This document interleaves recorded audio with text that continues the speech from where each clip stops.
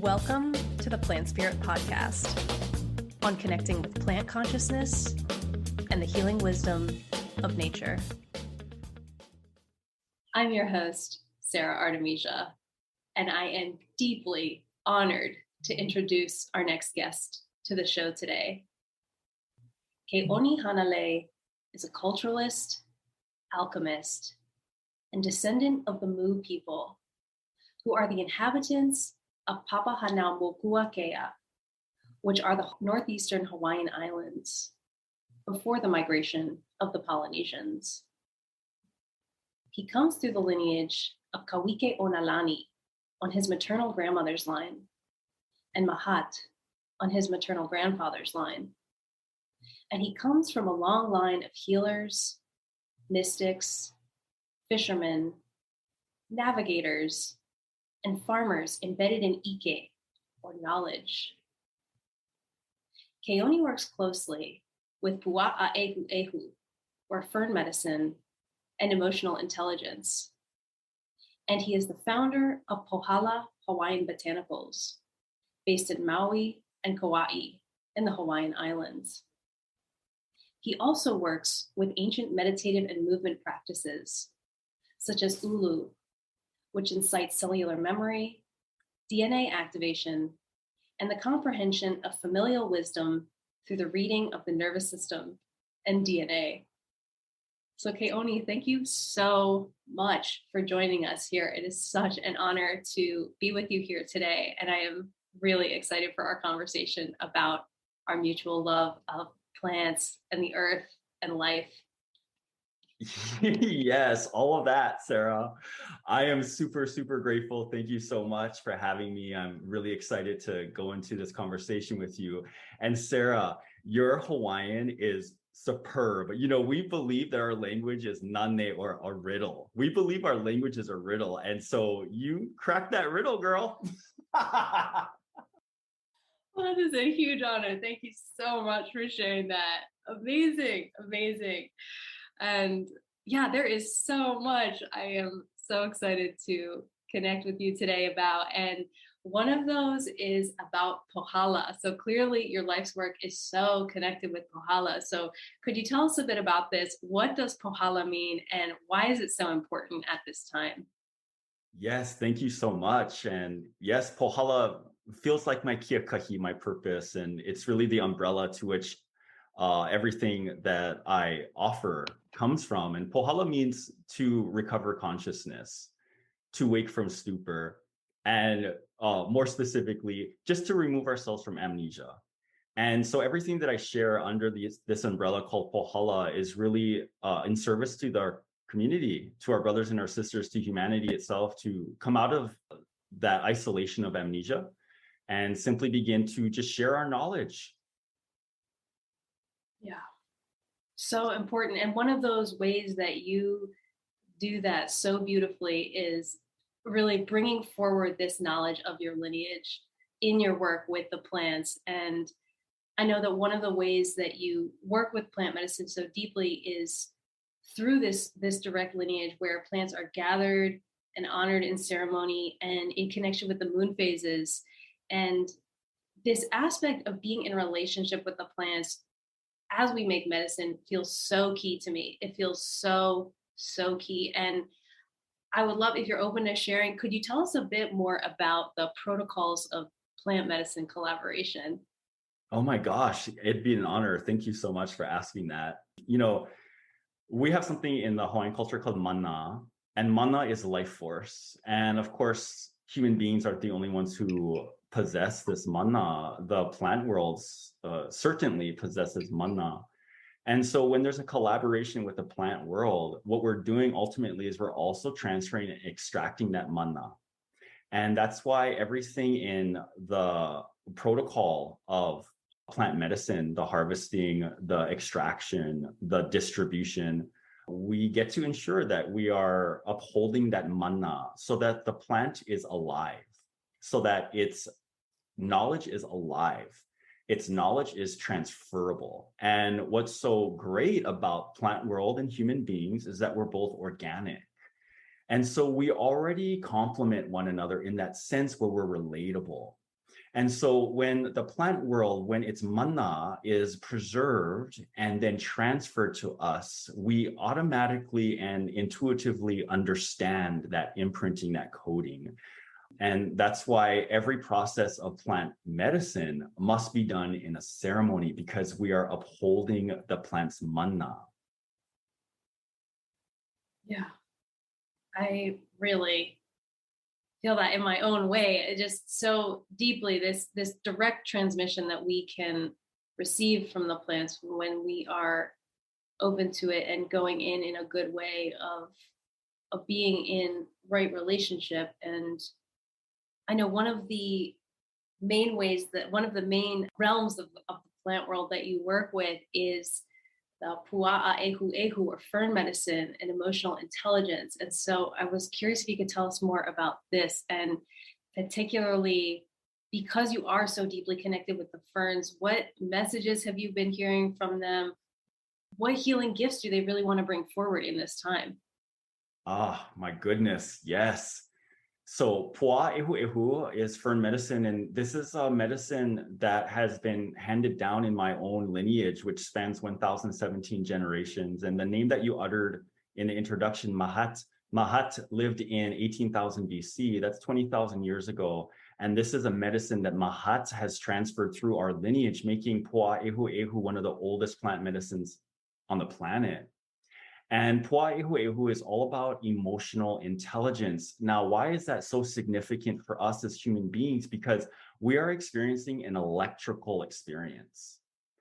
Emotions is very electrical. It's the stimulus and the stimulant of who and what we are and how we perceive this phenomenal animate world. It's electrifying. And our emotions are the stimulant of this electricity. We can even go further into the esoteric realms, and there's something called Pōhala. And Pōhala is the animating principle of all life in an animate world.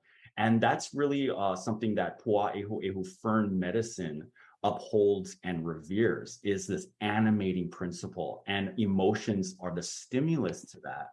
Now, in our culture, and which has been handed down in my lineage, there are currently, and I say currently because nothing's fixed, right? We know that now. There are currently 103 native Hawaiian ferns that correlate to 103 human emotions. And so it's about really approaching an emotional experience, an emotional stimulus and stimulant, and understanding really what its function is. Every single emotion, because it's electrical, has a very specific function. And so we go through all these emotions, 103, and it's as if we're indoctrinating ourselves into the emotional experience, which means we can arrive at something known as homeostasis. That's when the nervous system, that's when the spiritual aspects of everything really relaxes into homeostasis. And that's what we call the whole human. And once we attain what is known as the whole human, then we can, in the language, we say hala, which is ascend. Now, I want to share this about ferns, why ferns are so unique and why ferns have volunteered, keyword volunteered for this, is because ferns are the only known species on our planet to have attained evolutionary stasis. Evolutionary stasis is super significant because what this means is something has reached its evolutionary ceiling, meaning it's complete. When something is complete, it's no longer required to accumulate data. Now, you and I, as human beings, we're in an evolutionary process right now. So we're accumulating a lot of data. Whether that data is honest is questionable.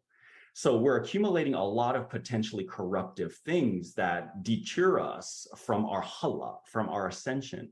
However, the ferns, because they've experienced evolutionary stasis, they cannot become corrupted. So the codes that they hold is completely pure. They're in their innocence.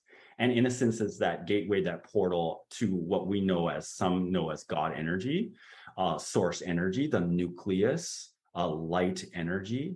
And so what the ferns are doing is they're reminding us of that, of our access and our birthright to harness and to extract that. So it's no longer a sense of accumulating data. It's more so about what kind of data we want to express now.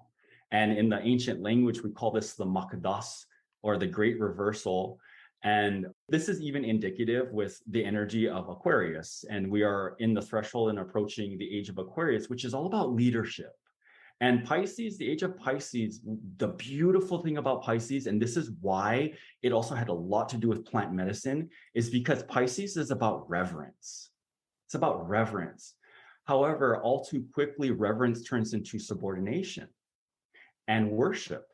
And so as we approach Aquarius, Aquarius is reminding all of us that we can be leaders and that there are things that we get to share and proliferate rather than accumulate.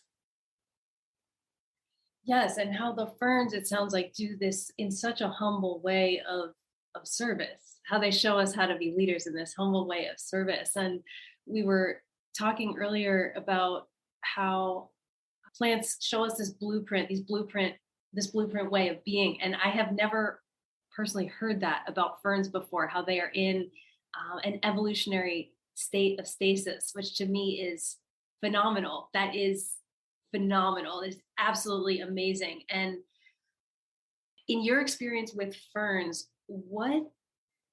what do they tell us about coming into balance and homeostasis on the planet at this time? Like, is there anything that you have heard directly from the ferns about how we as humans in this confusing, chaotic, incredibly tumultuous time that we're in planetarily, how can we access that frequency or wavelength of homeostasis?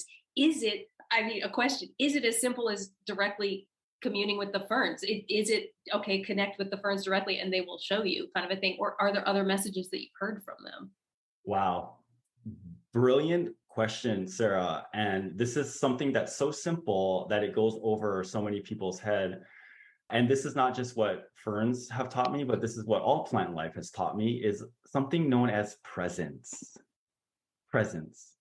And even when I approach the plant kingdom and I am opening up the dialogue for collaboration, oftentimes it's like, wow, you give us the materials for medicine, you give us the materials for shelter, you give us the materials for even glamour, right?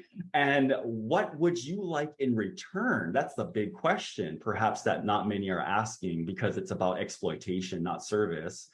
And the response I get from ferns, from all plant life, is recognition.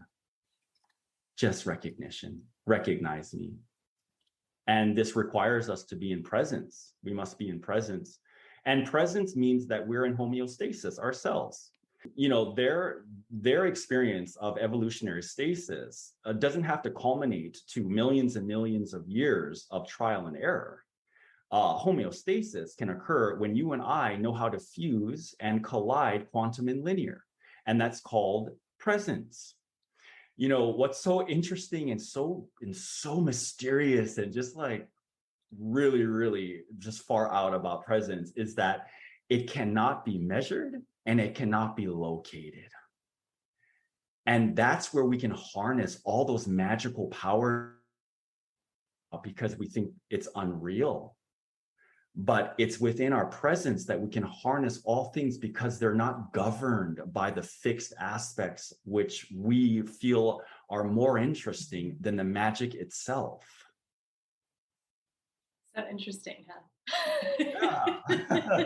So interesting. So amazing. And just that aspect of what you were just sharing, how they're just asking for recognition. They're asking for acknowledgement, and how similar that is to the human relationships, where when we think about our human relationships, what relationships are really thriving are the ones that we show up for fully, and that the plants are just like this. And I have heard, interestingly, specifically from Nettle, from the plant realm at large, that just like in our relationships with people, if we are not in relationship and acknowledging them, they will go away. They will go away. And so this is why it is not only incredibly joyful, but important to be actively connected and acknowledging them, saying, I see you, in whatever way that we do that in our own ways. And I'm curious, for folks out there who are interested in connecting directly with ferns, are there any simple practices or anything that you would recommend for someone who's really interested in connecting directly with ferns? Yes. In fact, if you go on my website, pohala.net, there's a link on my website that says medicine as a ceremony. And this offers a practical guide, a suggestion on how to communicate with the plants. And step number one is a step that is, I rarely hear people honor this step. Step number one is introduce yourself. You know, I always tell people I'm the crazy guy in Whole Foods or Down to Earth or one of the stores of supplements. I'm holding maybe a medicinal tincture and I have it at the back of my head and I'm like in a little trance because I'm introducing myself. My name is Kaoni.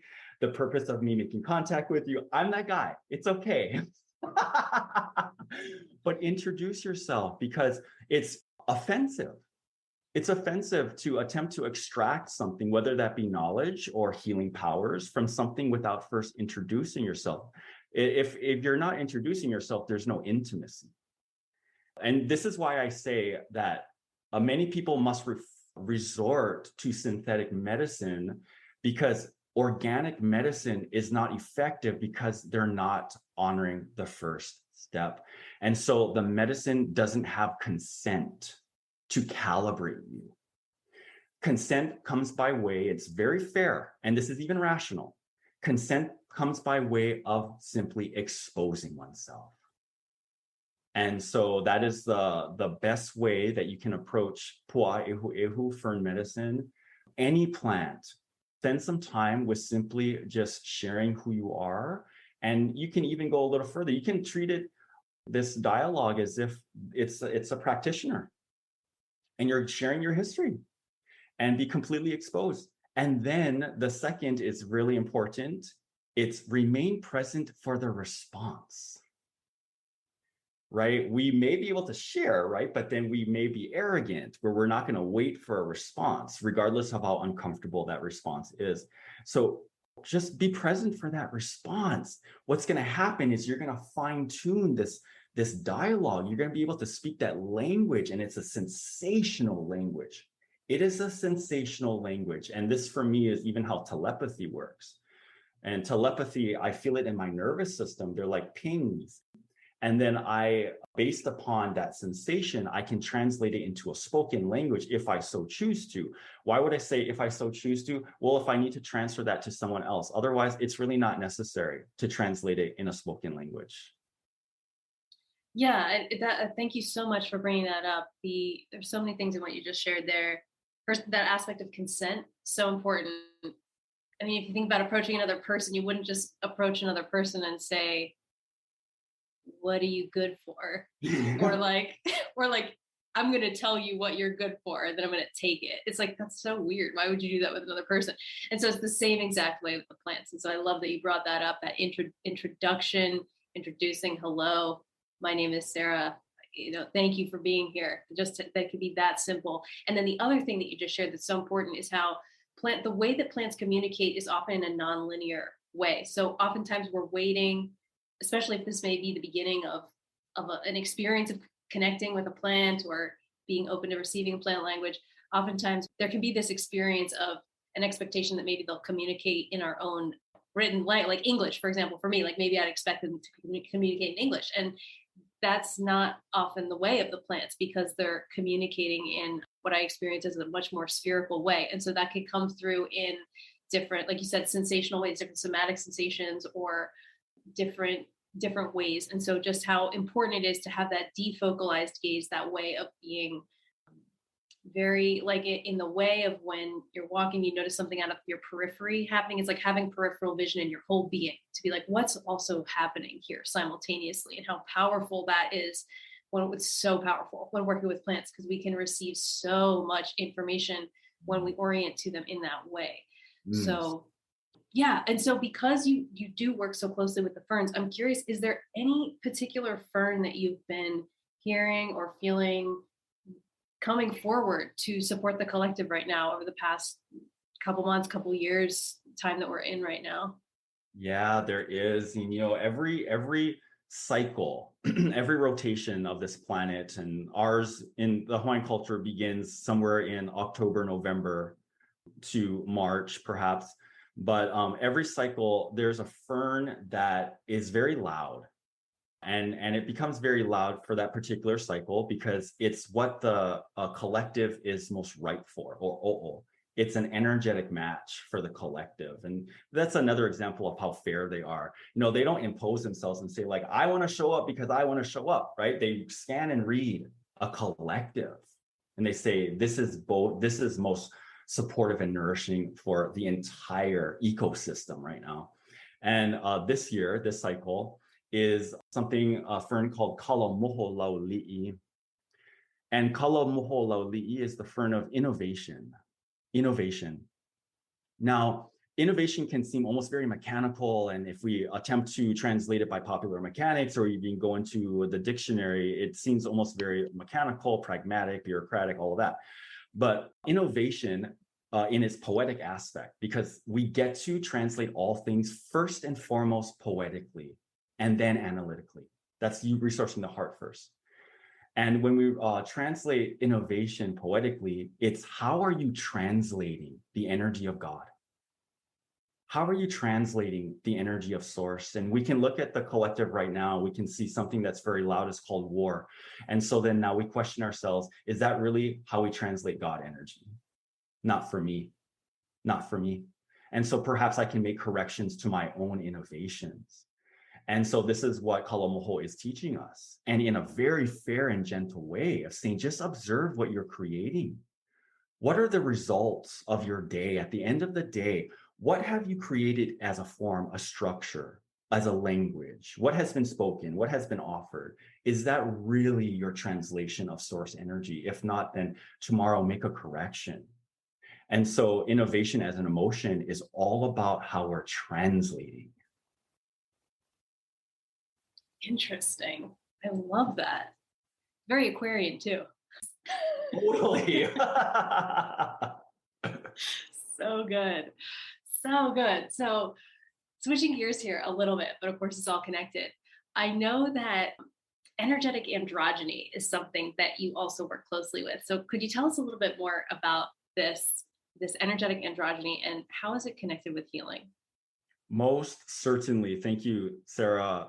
And the plants teach us this as well. And especially ferns, because ferns reproduce by way of spores. They're asexual. So every part of a fern is androgynous. And so they exemplify this beautifully and the message of androgyny. And I want to share it like this.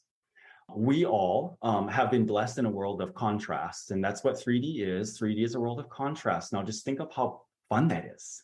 We're in a playground.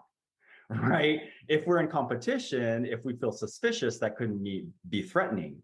But ultimately, it's a playground because we have access to any and all resources imaginable. My kupuna, my elders always said, being here is like in Willy Wonka getting the golden ticket. And I love that the way they shared this too. They said, star beings made the greatest sacrifice to be here, and that's to be in time recognition. We all made that agreement so we could be here and play with the structures, the elements, the forms in this beautiful playground. So androgyny has these two aspects, okay? And we're going to bring them back into the homeostasis. Androgyny is comprised of a noun. There's a noun. And we can even feel the noun as our internal feminine. And the noun is who we are, what we are. It's the foundation of what and who we are. It's our knowing. That's why it's the access point to quantum. It's the blueprint. There's no confusion when you're in your noun. And then the other aspect of androgyny is something known as the verb. The verb, it's the action. It's the efforts. And we can feel that as our internal masculine. And so when the noun and the verb are in right relation, we come into androgyny. And I want to share it like this. My kupuna, my elders who raised me, I was raised by a coven of elder women. And they are the ones who taught me how to be a man, because what they did was they lived in androgyny in so that they simply responded to whatever their immediate environment required of them. There were no roles that they had to fulfill. There was no playing favorites. They were in their androgyny because they simply responded to whatever their immediate environment required of them. That's called presence. Beautiful. For people who are unfamiliar with this word androgyny too, how would you define it? It's a pretty interesting topic, and it can be quite controversial right now. But androgyny means that I don't play favorites with my energy. I don't identify with an energy in so that the whole of me is either a neglect and something else is an overwhelm. I am resourcing every aspect of my grid and simply showing up to whatever my immediate environment requires and requests of me. Amazing. I hear so much in that it's an honoring of the whole, an honoring of the whole self. Yes. Just how important that is. And that's what the plant world does, not just the plant world, but the animal kingdom. And the human beings, our free will sort of went haywire. And so we get to neutralize that and you use a word that was really beautiful, which is humble ourselves, but we're humbling ourselves into presence, not into subordination. We still get to be as electrifying as we so choose, as long as it coincides with the primary law of life, which is first do no harm. First do no harm. The best way to locate and discern what is nourishing and what is harmful is something my kupuna, my elders, taught. And they would just observe me. They would observe me to do whatever. They would not say yes or no. They would observe me. And then after an event, after I said something, after I did something, then they would come to me and they would say, Kaoni, how did that make you feel? And based upon my response is perhaps where I conclude if it's nourishing or harmful. That's how we properly and responsibly code ourselves. We're not imitating the codes of others. We're experiencing that coding. Therefore, we can trust that coding and we feel safe in that coding. Yeah, that safety piece, that acknowledgement and awareness of even what the self is experiencing, it is so important. It's so key. It's so key as we move forward, as we navigate right now. So yeah, well, I feel like we could talk for hours, and clearly you are so connected with the plants. And I'm curious, how would you say that the plants really support you in your life's work? Oh my gosh. Well, the plants have reunited me with Kiakahi, my purpose, and I'm forever grateful. I came from a checkered past. I was an addict. I was incarcerated. I was a criminal, all because I chose to look away. I chose to not be present. And when I felt that things that I've done and the person that I have been is unforgivable, the plants opened up their arms and they said, let us guide you back into your homeostasis. Let us guide you back into your kiakahi. There is nothing you have ever done to make us love you less. There's nothing you can ever do to disqualify you of love. And that is what the plant world taught me. And I just want to share, to broaden this for a message to all of humanity, is during the time of that agony that I was experiencing and the isolation that I chose because of that agony, I went into the forest. It was just automatic for me to go into the forest and hold counsel. And I had a plea with the forest. And I said, how can you stand us? Look at the agony that we don't just create, but we allow. And not just inflicted on the self. Look what we're doing to our communities and look what we're doing to our planet. And then who knows what's next? Look what we do to our cosmos. And so I just uttered that, and something peculiar happened. We want to talk about the poetry of telepathy. Something peculiar happened. A bee landed on my ankle, stung me, and then a wind out of nowhere pushed me back. And as I went back, my hand was in the grove of a root, like another hand. And so that tree was holding my hand.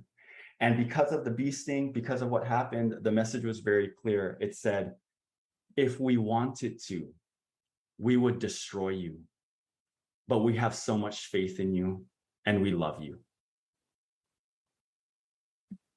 Yeah, I really feel that from the plant realm. That is a beautiful story. Thank you so much for sharing that, and how beautifully that illustrates the unconditional love that the plants are continuously giving us. They love us so much. The plants love us so much, and it is so special to be here with them at this time. I mean, this whole podcast is an entire celebration of that, just how beautiful and amazing that is. And so, Kaoni, clearly your work is so powerful in this world. And so tell us, how can people find out more about you and your work? Yes. My website is pohala.net, and Pohala is spelled Pohala.net. And on the website, you'll not only have access to an apothecary, I have an online store where I actually cultivate and help to proliferate the messages of not just ferns, but other botanicals as well. And you also have access on that website for virtual online workshops that I hold monthly. One in particular is called the Emotional Series, where we focus on a specific fern and a specific emotion. And as a collective, as a community, we just share, what does that emotion mean to us? How is that emotion nourishing to us? How has it supported us? How has this emotion perhaps prevented us from being our greatest potential? So we are really realistic about the integration and the understanding of the emotions. And there's also on the website just access to so many other things that I offer. I also do a community mentorship where it's a 3-month program, virtual program, where we're focused mainly on what you were referring or inquiring about, which is androgyny. So we spend a month just really integrating and understanding, what does it mean to have feminine energy?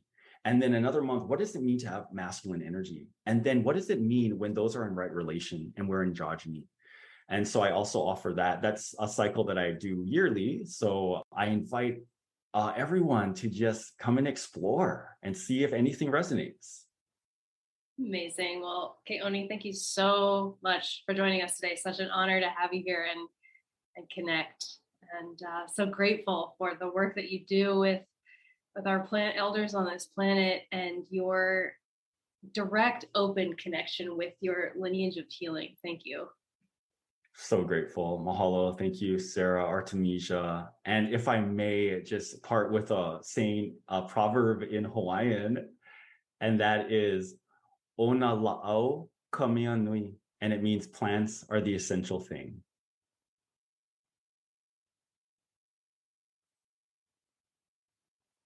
And thanks so much for listening and joining us today on the Plant Spirit Podcast. I hope you enjoyed it, and please follow to subscribe, leave a review, and look forward to seeing you on the next episode.